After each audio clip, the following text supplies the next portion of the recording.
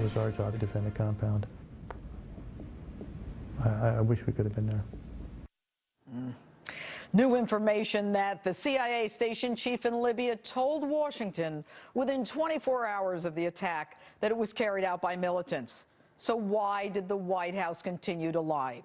Retired U.S. Army Lieutenant Colonel Tony Shaffer with me in New York City, along with former CIA officer Gary Berntsen and former CIA operative Mike Baker joins us from Boston. Good evening, gentlemen. Thank you all for being with us this evening. All right, I'm going to ask a very general question. Do we even know officially how the ambassador died? I'll start with you. I have heard no final definitive report because they have been very slow. You had the woman, the mother of one of the folks on Smith, Sean Smith's mother. Everybody's getting the same level of runaround. No one can answer questions directly, and there's no clear answer on this. And you know what's interesting, and I'll just add this. We spoke with Pat Smith today, who said she still doesn't know how her son died. But let me go to you, Gary.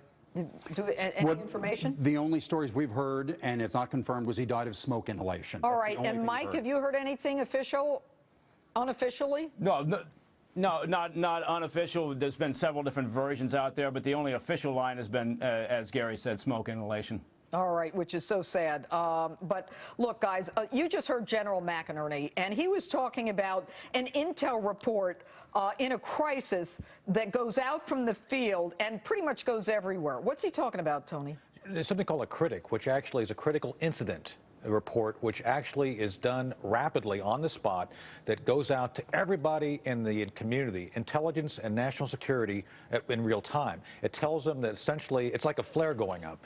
It tells them that something critical is going on and you have to take action immediately. And specifically, and I was a chief of station 3 different times, so I've done this before. That report, a flash or a critic going back or to Washington, D.C., goes to CIA headquarters, but it also goes to the Situation Room in the White House. It goes to the Bureau of Intelligence and Research in the State Department. It goes to the military committees. How come no one is telling us this? We all assume that they have this information immediately. We know they had it. They did. They would have had it. People assume that this stovepipe back to CIA. It's not. When you're a chief of station and you're in a crisis, you fire out to the entire community. Right. And they all got it immediately. And Mike Baker? Yeah, no, it's insane for the White House to have chosen the narrative that they did.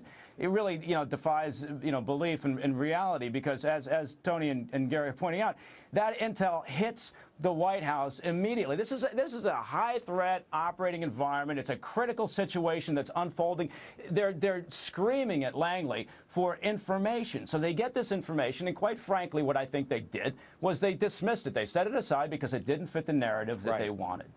And at the end of the day, I mean, you guys are saying this on this show, but I'm not hearing a lot of military people saying, are you kidding? That's hogwash. They are. Look, I've been called in for folks who've never talked to me. And let me make a couple of things real clear. I've talked to folks who've seen the video. That video needs to get out. That video is damning. Congress, Darrell Issa asked for it. That video is damning. The next thing, I've talked to folks who tell me that they, through classified methods, they could have had an FBI team on the ground in less than 24 hours, up and ready to go. In fact, Gary, you were on the ground, or at the USS Cole, I should say. No, actually for East Africa, in 26 hours, we were on the ground and secured the ground there. But another piece of this that's not being discussed, and the president is a master at trying to deflect and change the subject, is that they could have at least put a team on the ground to help. They must have been screaming for help, those people out there. Of course they were screaming. And there was an option. There were options for them to help and intervene. They could have asked for an AC-130 Talon, which is a large aircraft with machine guns, computerized. One pass would have beaten the crowd back, and then they could have asked for a QR, for quick reaction force. But there's no discussion of this at all. Why would we sacrifice them? I can watch a Western and the cavalry shows up before the FBI showed up. But this could have been. The military could have sent a Tier 1 team there. This fight went on for over 8 hours. Oh, yeah, I heard. Mike? Yeah.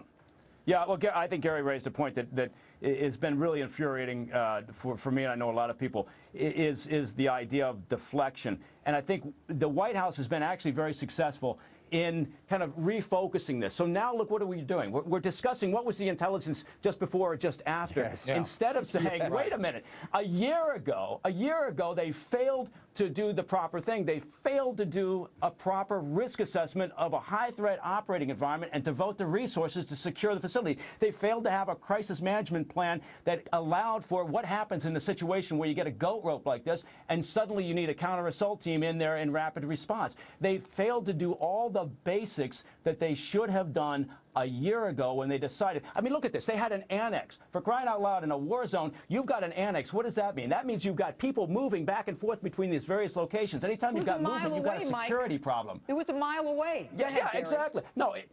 All right, Mike, anyway. finish. Benghazi is on the coast. You wouldn't even ask for diplomatic entry. They probably were thinking this through. Should we go or not? We would be violating Libyan airspace. So what for Libyan airspace? Go in and save your people. The government would have supported this, I'm sure. The other thing, very clear on this, when we invaded Grenada in '83, it took 6 hours to plan the cycle to invade a country. We could have had people there if MU was sitting right off the coast, a Marine Amphibious Unit, in there in 30 minutes or less. All right, you know what? I'm comforted, guys, in hearing this because I am so frightened that we are so derelict in our duties. That's the key.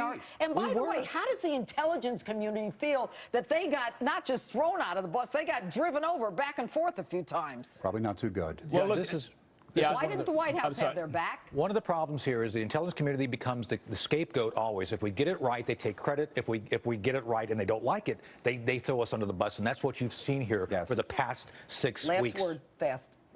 Last word on this is we should have helped our people. Mike? I got 15 seconds. Well, the intel community is used to being kicked in the backside constantly. It's a very convenient scapegoat, so that's not a surprise.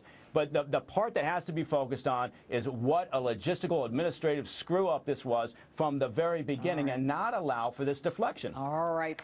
Lieutenant Colonel Schaefer, Gary, and Mike, CIA operatives who really know what's going on, thanks so much for being with us this evening. Really, it's good having you.